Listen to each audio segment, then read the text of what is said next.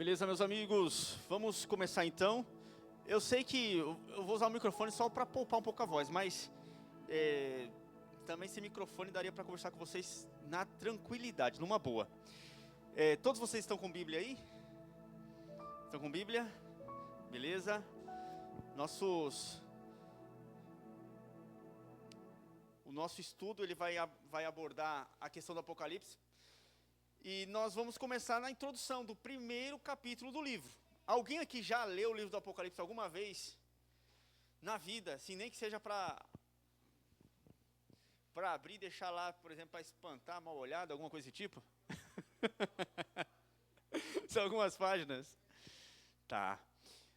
Então nós vamos pegar firme aqui nesse estudo agora e vamos entender algumas particularidades do livro do Apocalipse. Primeiro ponto que eu quero trazer para vocês, antes da nossa oração, é que o livro do Apocalipse, você não pode, de maneira alguma, achar que ele é um livro do juízo final.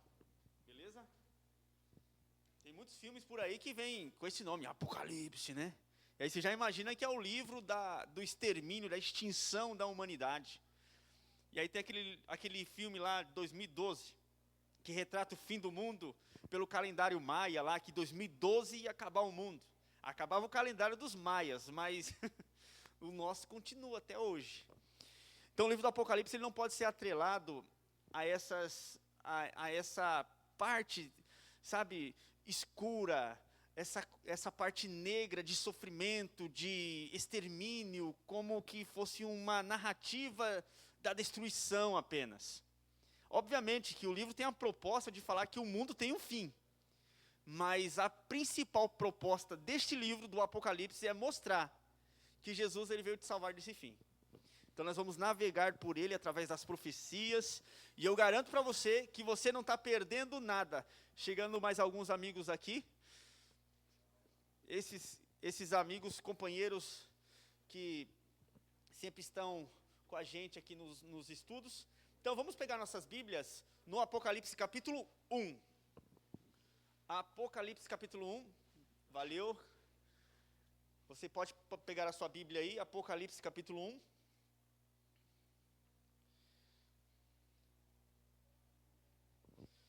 E aí nós vamos acessar e entender algumas coisas desse livro sagrado.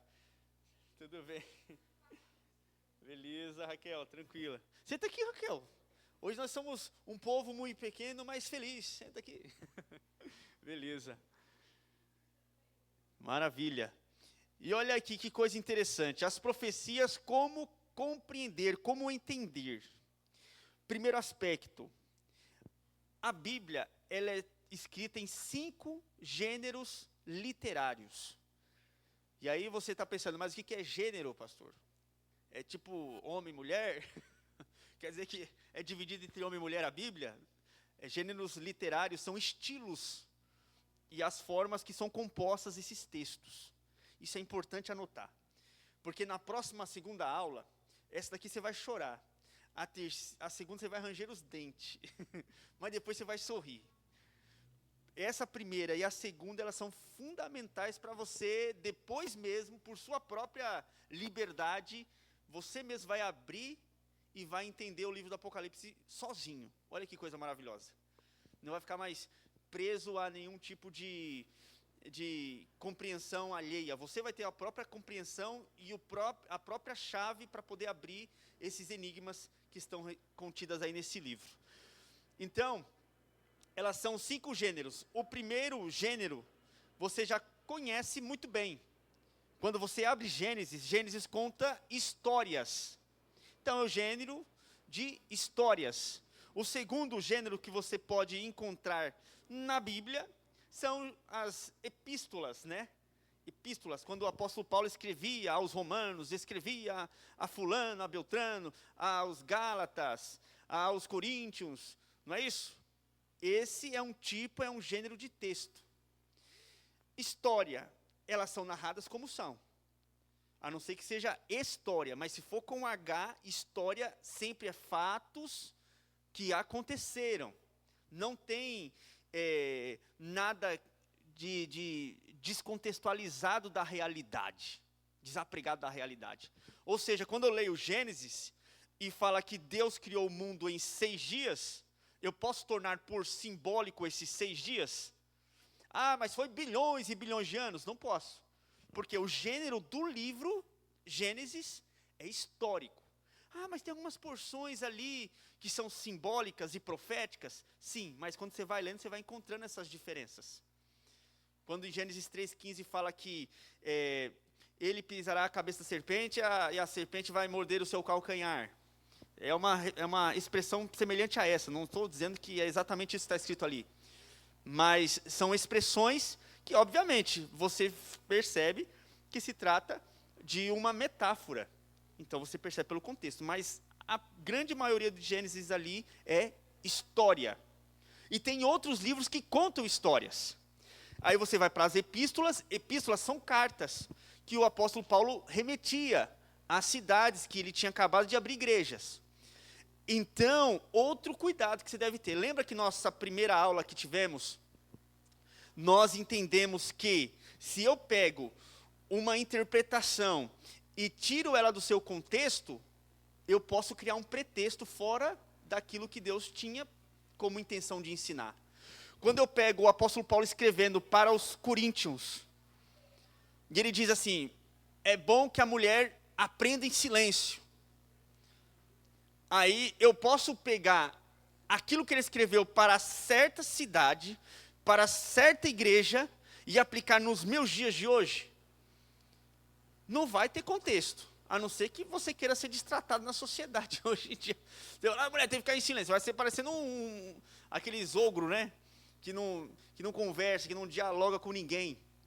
Então, o apóstolo Paulo escreveu para aquele povo, naquele tempo, existia uma situação que encaixava aquele contexto.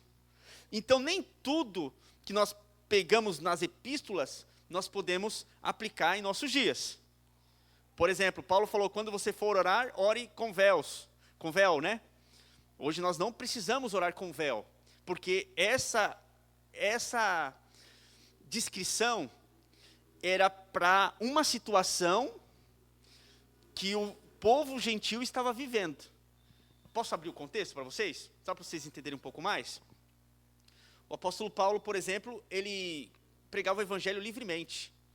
E algumas prostitutas cultuais, que eram chamadas na época, elas que, nas adorações aos deuses, deitavam-se com vários homens como um culto de adoração. Elas, obviamente, quando se convertiam ao cristianismo, ele pedia para que elas usassem aquele adorno a fim de esconder algo que acontecia com elas. Porque muitas delas, elas tinham a marca, né? Elas eram rotuladas nas sociedades e quando pegas assim, elas sofriam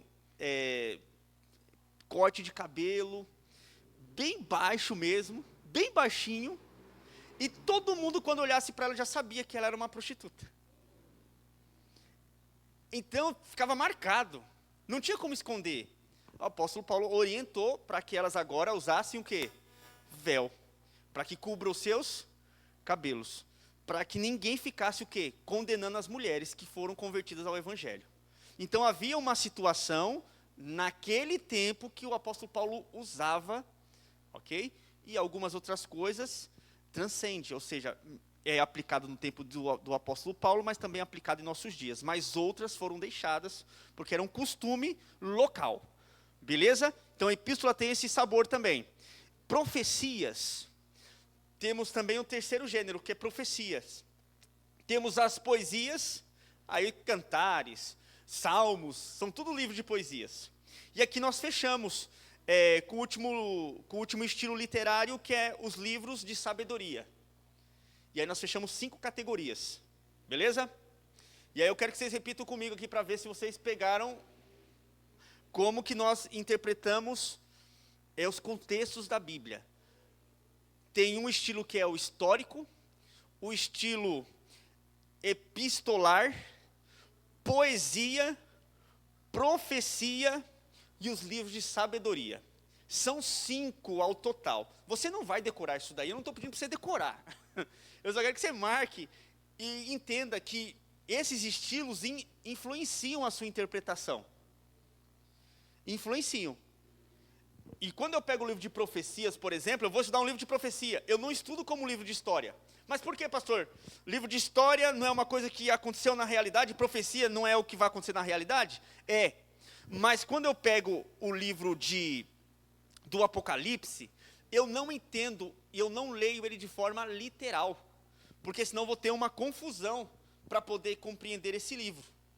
95% do que tem no livro do Apocalipse, você não entende como está escrito lá. Entendeu? Fechou comigo? Então vocês vão repetir aqui comigo, por favor. 95% do que está escrito no livro do Apocalipse não se entende como está escrito. Então quer dizer, pastor, que aquela história de eu não poder ir para a praia porque lá vai se levantar a besta é verdade? Eu acabei de dizer, não é literal. Se fosse literal, você deveria ter medo de ir para a praia mesmo, porque a besta vai surgir da onde? Segundo o Apocalipse 13, do mar. Então ninguém vai mais para a praia aqui, tranquilo? Mas 95% não se entende como está escrito. Outro detalhe que eu quero trazer para vocês aqui. Dentro da profecia tem 3 formas: clássica, profética e condicional. Clássica, profética e condicional. Essas 3 categorias também vai te ajudar você a compreender as profecias. Por que, Brunão? Você pode perguntar para mim, eu te respondo. As clássicas, elas aconteceram no passado e elas ainda acontecem hoje. Elas são tidas como aquelas do escurecimento do sol, da lua, terremotos. Terremotos só acontecem nos nossos dias ou sempre aconteceu? Sempre aconteceram, né? Então, não podemos embarcar nessa onda de que só prestes à volta de Jesus é que teríamos terremotos. Terremotos, desde que o mundo é mundo, existiu. Logicamente, depois do pecado. Temos as profecias, então, escatológicas, que são as profecias destinadas para o fim do mundo. Elas estão, em sua maioria, contidas no livro do Apocalipse. Vocês estão comigo aqui? Beleza, estão acompanhando o raciocínio? Se você escrever e anotar, você não vai ter dificuldade, você não vai se perder, vai ficar tranquilo. E aí nós temos as condicionais. Quais são as condicionais? As profecias condicionais é aquela que eu olho para a Karen assim e falo, Karen, em nome de Jesus, você hoje vai ser abençoada através desse ato de fé que você está tomando na sua vida. Amém? Eu lancei uma profecia abençoando a vida dela. E a profecia tem tudo para se cumprir. Mas vai depender de quem para que ela se cumpra? Da pessoa que proferiu a profecia ou ela que está ouvindo? Vai depender dela.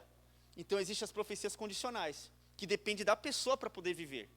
Por exemplo, quando Deus fala assim, ó, se você for fiel a mim, eu vos abençoarei. Ela é uma questão condicional, porque o se muda toda a história.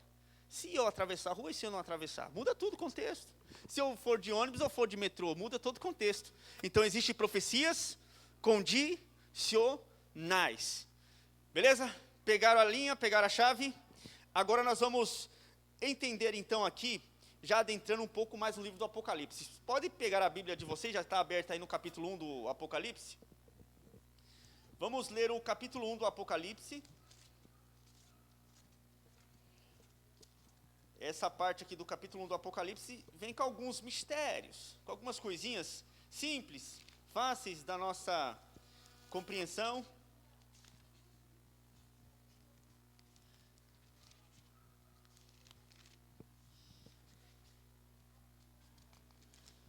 Capítulo 1. Todos encontraram Apocalipse capítulo 1? Olha aí, que legal. Obrigado pela companhia de vocês. Como sempre eu digo a vocês, quando está com a Bíblia aberta, sempre feche os olhos para fazer uma oração e depois abra seu coração para entender a palavra. Vamos orar com a Bíblia aberta então? Oremos. Santo Deus, amado e querido Pai, quero agora suplicar em nome de Jesus, para que as tuas bênçãos estejam com cada um aqui, que veio estudar a tua palavra, que veio buscar um pouco mais da fonte da sabedoria que vem de ti, ó Pai. Peço em nome de Jesus, para que todos eles sejam alcançados e abençoados esta tarde, para que todos não saiam com dúvidas de que o Senhor tem um plano lindo, um plano maravilhoso, que está relatado e guardado aqui no livro do Apocalipse. Por isso eu te peço as bênçãos na compreensão do texto, em nome de Jesus, amém. Vem dizendo assim, ó: revelação de Jesus Cristo, a qual Deus lhe deu, para mostrar aos seus servos as coisas que brevemente devem acontecer, e pelo seu anjo as enviou e as notificou a João, seu servo. Tem problema de vocês lerem comigo? Tem problema? Então, tranquilo. Então, por gentileza, Karen, você pode ler o versículo 2?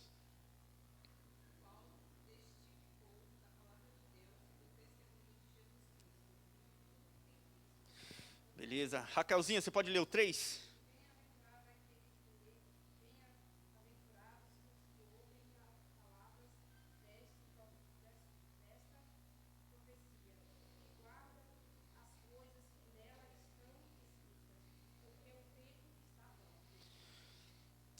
Aqui no versículo 4 diz assim: João, às 7 igrejas que estão na Ásia, graça e paz seja convosco da parte daquele que é, e que era, e que há de vir, e dos 7 espíritos que estão diante do trono.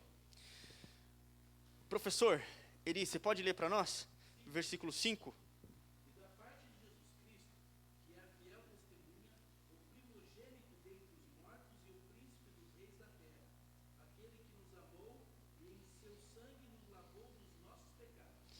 Versículo 6, Dridri, você pode ler para nós?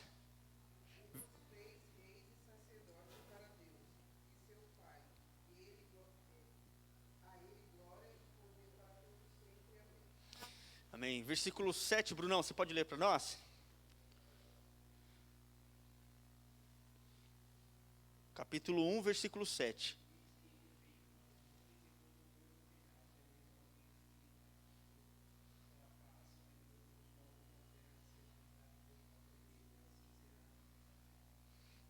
Amém. Meu amigo Calimério.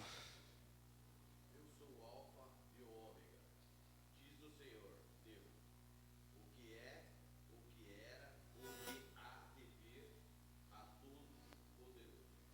Amém. Olha, uma coisa muito interessante do livro do Apocalipse é que é tudo centralizado na volta de Jesus. Perceba esses detalhes, esses incrementos, que a volta de Jesus ela vai ser uma volta literal.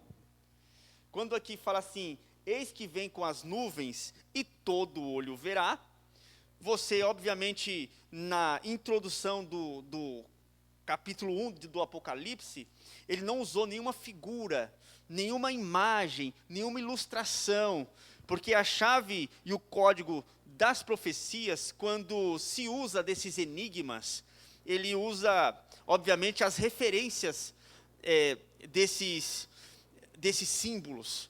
E você percebe que nesse desenrolar da introdução do livro do Apocalipse, ele deixa claro sobre quem iria voltar, como ele iria voltar e para quem ele iria voltar.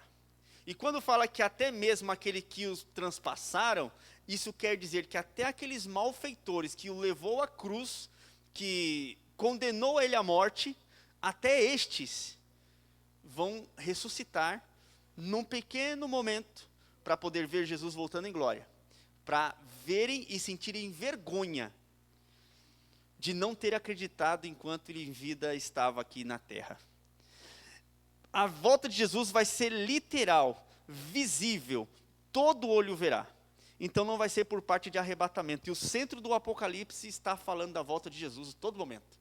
Ele fala no capítulo 1, ele daqui um pouco ele vai voltar no capítulo 7, no capítulo 6, aí você vai no capítulo 8, vai no capítulo 18, vai no capítulo 22, você vai ver Jesus voltando. Porque a volta de Jesus significa um ponto final na dor e no sofrimento humano. Ele é o ponto final para o sofrimento. Então ele não poderia ficar de fora dessa revelação. O livro do Apocalipse, em sua palavra grega, quer dizer de fato revelação. E, em resumo, o livro do Apocalipse está dizendo assim: Jesus, ele é a revelação para o mundo de sofrimento e dor. Quando você pensa no livro do Apocalipse, você tem que entender algumas coisas. Primeiro, João, ele estava preso numa ilha chamada Patmos. Ele não tinha acesso a nenhum tipo de informação, a nenhum tipo de orientação. Era ele, a terra, que era uma ilha, e o mar. E o mar separava ele das pessoas que ele amava. E ele não estava acompanhado de muitas pessoas, e ele tinha pessoas para conversar. A condenação que foi dada a ele foi de exilamento. Ou seja, ele ficou lá nessa ilha sozinho. E ele poderia pensar: que tipo de recompensa eu ganhei como apóstolo de Cristo, por seguir a Cristo? Que tipo de recompensa eu ganhei? Olha aí, solitário, largado, numa cadeia, exilado. Olha a recompensa maravilhosa que eu ganhei. Ô, glória, é bom demais seguir a Jesus. Vou escrever vários livros aqui, dizendo dessas coisas belas. Ele não tinha muito o que comemorar. E ele, com certeza, ele estava muito triste. Ele estava desolado. Porque o que movia e o que impulsionava o coração do apóstolo João era poder falar de Jesus. Mas ele estava exilado nessa ilha, não tinha como sair de lá. De repente, no meio do versículo, ele logicamente deu a introdução, mas ele recebe uma visão. E a visão é do Cristo glorificado. E ele vê, e ele vai descrevendo como que é Cristo aí. Você pode ler aí, ó. Você vai vendo que ele via os olhos de Deus como tochas de fogo, né? Os pés dele em bronze iluminado, reluzente. Você vai vendo as características, e essas características vão dizendo assim para mim e para você: ei, presta atenção, por mais que João se sentisse só, ele nunca estava só. E lá em Apocalipse também, no 22, ele fala assim: e o mar já não vai existir. E por que João tinha tanta raiva de mar? Obviamente, fica preso numa ilha para você ver. Se você não vai ter raiva de mar, não vai querer ver mar de jeito de maneira na sua vida, né? Porque isso aprisionava ele. E era isso que Deus tinha dado de liberdade e de livramento para ele. Essa esperança consolou os dias mais aflitos do apóstolo João. E eu espero que a esperança da volta de Jesus possa consolar e solidificar a sua fé nele. Amém. Você entendeu? Que por mais que nós possamos ser inteligentes, pessoas muito habilidosas, pessoas carinhosas, pessoas lindas de Jesus, você entendeu que nós não vamos ir muito longe aqui nessa terra? Você entendeu que por mais que você trabalhe duro, penosamente, chegará uma hora do seu limite, que o seu corpo não vai resistir mais à força do tempo? E que essa força, esse vigor com que você pega seu filho hoje, e fala: vai para a escola, menino, um dia vai acabar essa força. Um dia essa voz fina do seu filho, ou da sua filha, a filha não vai engrossar tanto, né, mas vai mudar um pouquinho. Mas do filho, você vai ver a diferença no timbre de voz dele, daqui uns dias, anos talvez. Meu filho mesmo, daqui uns dias eu já estou vendo aí a mudança de voz dele. Tem dia que ele acorda com a voz um pouquinho mais grossa, né? Então o tempo, ele é um inimigo da nossa vida. E não tem como vencer o tempo. Você não consegue vencer o tempo. Então temos um limite que foi dado por Deus, para que você, dentro desse limite, olhasse para cima e pudesse achar as alternativas que Ele nos deixou, que é da própria volta de Jesus, para acabar com toda a dor, com todo o mal que ainda existe no mundo. Isso é uma bênção maravilhosa, e o livro do Apocalipse vai revelar, através de uma linha do tempo, em qual momento nós estamos da terra. Será que nós estamos perto da volta de Jesus? Será que nós estamos longe da volta de Jesus? Como que está esse cronômetro que está em contagem para a volta de Jesus? Será que está próximo? Será que as profecias nos revelam exatamente, ou bem próximo, de como vai estar o mundo prestes a Jesus voltar? Será que a profecia tem essa premissa de nos ajudar a entender isso? E eu digo para você com toda certeza, tem. E tem muitas coisas que vocês vão ouvir lá nas nossas aulas, e vocês vão ficar impressionados de como uma profecia que foi escrita tantos anos atrás tem tanto poder e tem tanta precisão nos nossos dias. Quero apresentar essa tabelinha de conversão para vocês. Eu tinha dito para vocês que o livro do Apocalipse, ele é um livro simbólico. E aí eu quero que vocês entendam algumas coisas. Isso é importante, por quê? Porque quando você for encontrando algumas passagens, você vai ter dificuldade. Então, quero passar uma tarefinha para vocês, básica. Pegam o Apocalipse 12 agora, abram lá em Apocalipse 12, folheiem até lá. E aí você vai ler, e você vai tentar, por essa tabela aqui, ó, achar a compreensão do primeiro versículo do capítulo 12. Essa é a tarefinha para que você já comece a exercitar a compreensão deste livro. Apocalipse capítulo 12.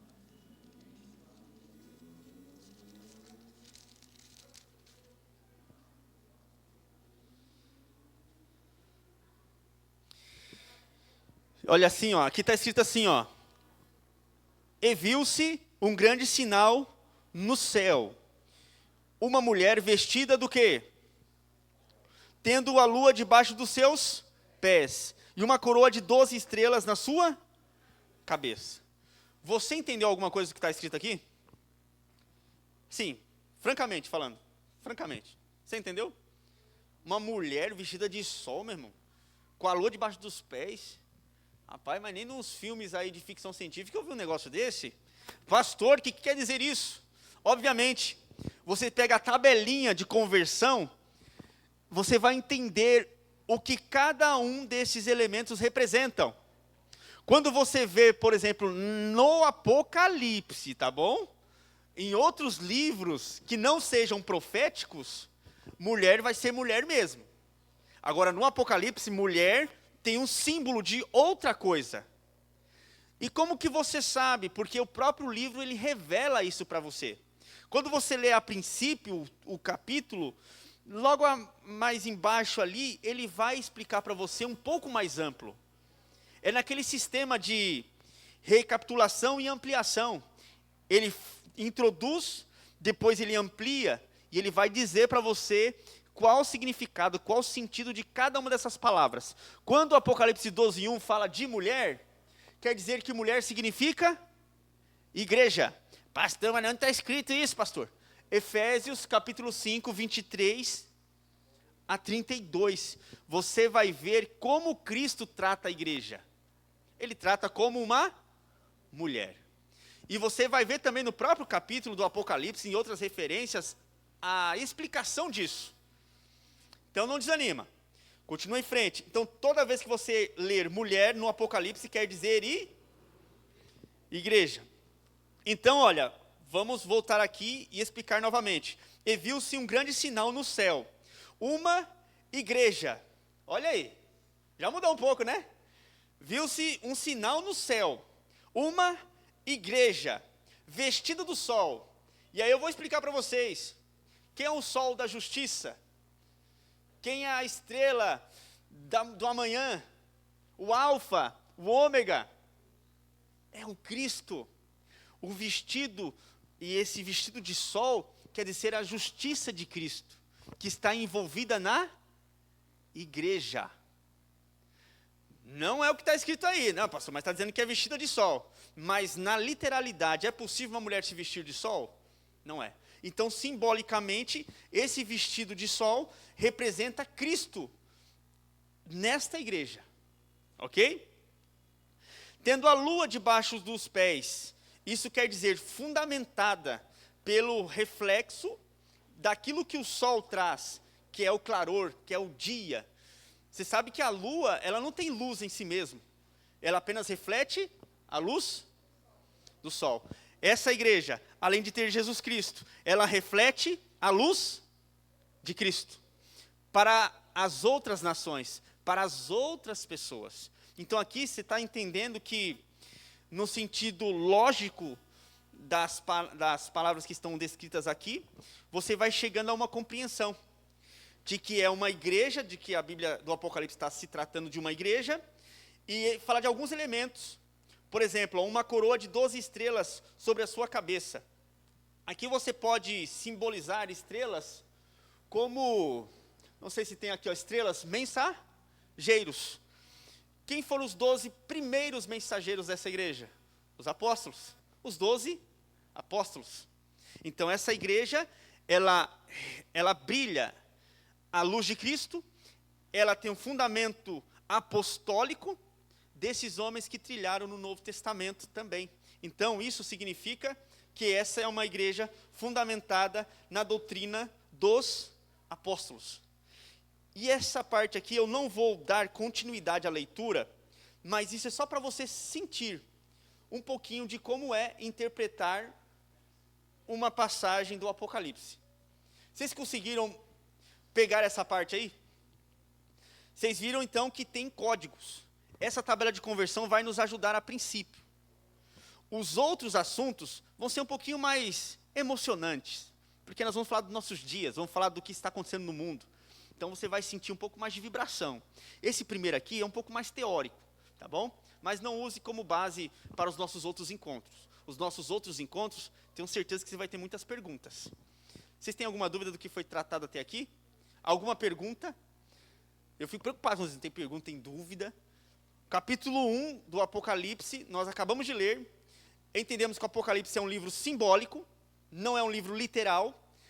Algumas partes nós, obviamente, trazemos em sua literalidade, mas 95% dele é de forma simbólica. Você não pode ler e entender como está escrito. Dito isso, eu vou chegar até a parte final, que é essa daqui. Mas antes de eu chegar nessa parte final, eu quero chamar aqui a minha amiga Karen, para que ela possa vir até aqui, à frente.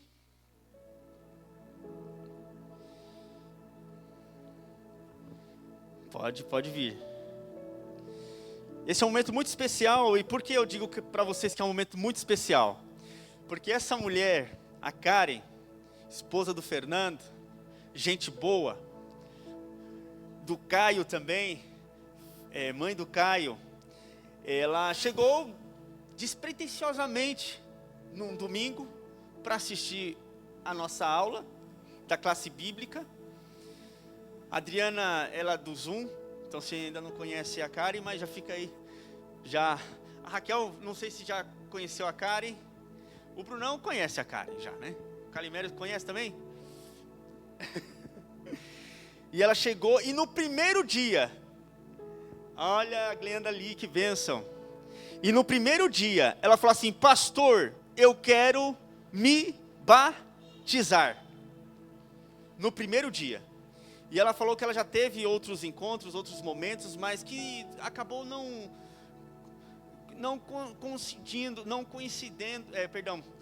se alinhando com esse propósito que ela tinha no coração. E aí nós fomos estudando a Bíblia, fomos mergulhando um pouco mais, daqui para vocês também conhecerem um pouco da história. E o Caio também é o nosso desbravador aí, ó, Campuri, já foi pro Campuri tudo, homem da guerra aí também já, né? E ela foi estudando, foi se aprofundando, e esse desejo que às vezes nos preocupa, né? Será que vai morrer? Será que vai brotar? Será que vai germinar? E ainda continuou forte, insistente, latente, e nós fomos conhecendo cada vez mais um pouco da história dela. E eu sei que o Senhor tem muitas coisas lindas e tem revelado muitas coisas maravilhosas no seu coração. Para nós é uma alegria muito grande poder ter você aqui, estar realizando um sonho do seu coração. Então assim, espero que em nome de Jesus você prossiga esse caminho firme e forte. Vou fazer algumas perguntinhas para você aqui, Karen. E aí a igreja, temos aqui alguns representantes da igreja também, que está como testemunhas aqui da tua fé. Eles também apoiaram esse momento que você está vivendo. Diz assim: você aceita Jesus Cristo como seu Salvador e Senhor, e deseja viver num relacionamento redentivo com Ele? Igreja, ela disse sim. Você aceita os ensinamentos bíblicos contidos na declaração de crenças fundamentais da Igreja Adventista do Sétimo Dia? E se compromete a viver pela graça divina, em harmonia com esses ensinos? Amém. Você deseja ser batizada como testemunho público da sua fé em Jesus Cristo, para ser aceito na comunidade adventista do sétimo dia, e deseja apoiar a igreja e sua missão como fiel mordomo, mediante sua influência pessoal, dízimos, ofertas e uma vida de serviço? Amém. Então eu fico muito feliz, porque nós temos aqui uma pessoa muito engajada, uma pessoa que pode muito nos ajudar na missão que nós temos em Jesus, porque quando você nasce no reino, você nasce para estender as mãos e trazer mais pessoas. E um dia futuro, quem sabe, tenhamos o Caio, tenhamos o Fernando, e assim nós vamos avançando, tá bom? Feitos os votos de batismo, a igreja apoia a nossa amiga Karen. Amém. Que Deus abençoe. Então você pode ir lá para receber os cumprimentos do pastor. Ele vai te orientar nas demais questões. E aqui com vocês, eu particularmente digo que essa é uma das cenas mais belas e lindas que nós podemos testemunhar da fé. Aquilo ali, ela representa na Bíblia Sagrada como um renascimento para uma nova vida. Aquelas águas, elas representam os frutos para o reino. Então, não que essas águas contenham algum poder místico, mas é que essas águas, elas apoiam aquilo que nós cremos. Então que você, assim como a Karen, possa também testificar da sua fé. E você que de repente ainda não foi batizado, não é batizado, que você tome essa decisão especial. Outro detalhe importante é que a Karen é mãe do Caio, e o Caio é um dos nossos estudantes aqui do Colégio Adventista, e nós ficamos lisonjeados por poder fazer parte dessa história deles nesse momento. Muito bem, queridos, é uma alegria a gente poder participar desse momento, né? Quem já passou pela experiência do batismo sabe o quão significativo é. Eu costumo dizer que esse momento é um momento único, pelo menos deveria ser um momento único. Então a gente deve participar dele com todo o nosso coração. E para aqueles que irão se batizar, no seu caso, Karen, hoje, né? A gente tem que promover esse ambiente, né, de aconchego, esse ambiente de felicidade, de alegria, de renovação, de recomeço para alguns, né? E a gente fica feliz, Karen, de poder participar desse momento da sua trajetória com Cristo. Eu me sinto privilegiado, de verdade, de poder participar, de ter a oportunidade de participar da sua história com Jesus nesse momento. A gente sabe que na nossa jornada com Cristo, cada passinho conta, né? E o Senhor sabe os passinhos que você deu até chegar nesse momento. E nós exaltamos o nome do Senhor por isso. E hoje, atendendo o desejo do seu coração, para que o seu nome possa ser escrito no livro da vida do Cordeiro, para que os seus pecados possam ser perdoados, lavados no sangue de Jesus, para que você possa nascer no reino dos céus. Eu, como ministro do Evangelho, te batizo em nome do Pai, do Filho e do Espírito Santo.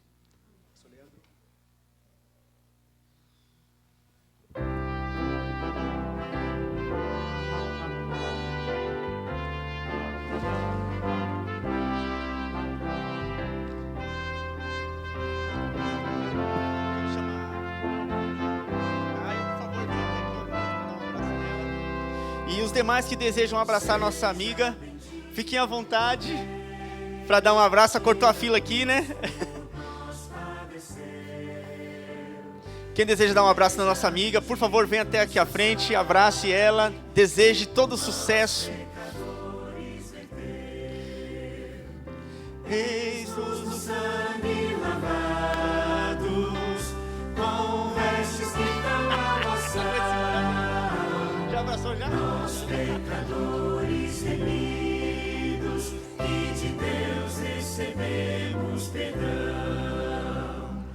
Alvo mais que a neve, alvo mais que a neve, sim, neste sangue lavado, mais alvos que a neve serei.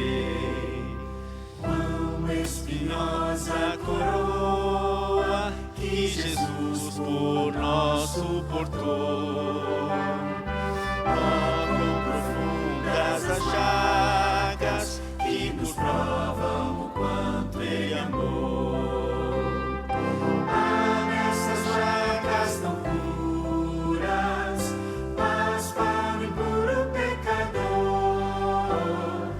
Muito mais alvos que a neve, o teu sangue nos torna Senhor. Alvo Mais que a neve, alvo mais que a neve, se neste sangue lavado, mais alvos que a neve serei. Amém? Queridos, o Apocalipse, ele vem com essa proposta de ressurgimento, de renascimento. Então, o que eu quero deixar de mensagem para você é para que você não tenha medo do Apocalipse. Você não tenha ansiedade e medo de como que Jesus vai voltar e quando Ele voltar, será que eu vou ser salvo? Será que eu vou me perder?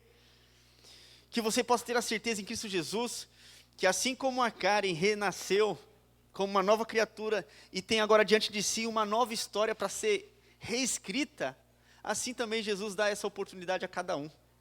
Isso é o testificar da fé. Ela brota no coração e ela é confirmada aqui nas águas. Se um dia você, assim como a Karen, sentir o desejo de descer as águas do batismo e unificar esse propósito com Cristo, este mesmo que vai voltar um dia das nuvens do céu e todo olho vai ver, você também tem essa oportunidade, porque em Cristo Jesus ninguém é lançado fora. Todos são aceitos e todos são filhos de Deus e filhas de Deus. Nosso próximo encontro será nos dias que você propôs ali, se comprometeu em estar participando. No caso, quem é das turmas da terça-feira, 8 horas temos nosso encontro já essa semana. Então, fiquem atentos. Vocês receberão um material de acompanhamento do estudo, onde vocês vão poder responder, ok? Esses estudos vocês vão poder responder e, consequentemente, vocês vão ter um poder de recapitular. Então, essa aula, você vai poder recapitular através do seu caderno de estudos, tá bom? Nós já vamos providenciar essa semana para que a turma de sábado já comece estudando, a turma de terça talvez vai ficar sem ainda na segunda aula, mas assim por diante nós vamos ter um caderno de acompanhamento, tá bom? Deixa Jesus nascer e brilhar no seu coração. Nunca refreie o trabalho do Espírito Santo no seu coração. E que você um dia, também assim como essa grata alegria, você também possa trazer essa alegria para Jesus Cristo descendo as águas. Então, quero falar aqui com vocês que desejam ser participantes do corpo de Cristo. E um dia, quiçá, tomar essa decisão de descer as águas assim como a Karen, que você se levante para nós fazermos uma oração, todos em pé, para que agora possamos terminar esse momento especial com uma oração. Lembrando vocês que, provavelmente, se tudo calhar certo, vamos ter um chazinho aqui do lado, quentinho. Então não saia sem tomar nosso chazinho não, por favor. Tomar nosso chazinho, nosso chazinho, né? para aquecer um pouco a nossa mão que está gelada. Vamos orar? Oremos. Santo Deus, muito obrigado por todo esse momento onde pudemos, desenvolver a fé, não só de forma teórica, mas vendo em prática através de um batismo. A história da Karen não se resume apenas nisso. O Senhor sabe que é uma história de uma vida, é uma história de entrega, de dedicação. Foram tantas idas e vindas, mas hoje o Senhor escreveu a história dela e tem continuado a escrever uma história tão linda. Que o Senhor abençoe muito a vida dela e também abençoe a vida de cada aluno que está aqui disponível para aprender mais de Ti e aprender assuntos tão especiais como o do Apocalipse. Obrigado por Tuas bênçãos, nós Te pedimos, nós Te agradecemos, em nome de Jesus, amém. Amém. Queridos, tomem um chazinho aqui do lado, antes de vocês irem embora. Deus abençoe e que Deus vos guarde. Muito obrigado.